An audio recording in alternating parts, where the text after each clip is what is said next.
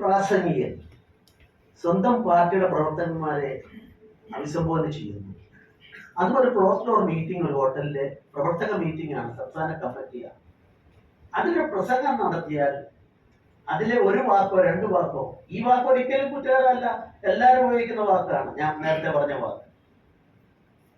അത് ഒരിക്കലും അതിന്റെ ഉദ്ദേശം മുഴുവൻ, ആ പ്രസംഗം മുഴുവൻ പരിശോധിച്ചിട്ട് വേണം.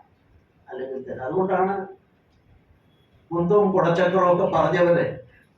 അപ്പൊ അത് മനസ്സിന്റെ അടിത്തട്ടിൽ നിന്ന് വരുന്ന വാക്കുകൾ അതെങ്ങനെ പറയണമെന്നുള്ളൊരു നിയമം ഉണ്ടാക്കാൻ സാധിക്കില്ല.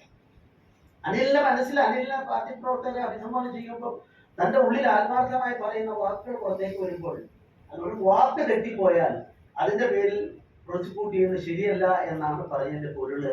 അങ്ങനെ വരുമ്പോഴാണ് ഈ പരീക്ഷ അത് പറഞ്ഞ വാക്ക് അദ്ദേഹത്തിന്റെ, ഞാൻ പറഞ്ഞു, അതിന് കൂട്ട് പൂജിക്കുക. കേസ് പറ്റിയാണ്.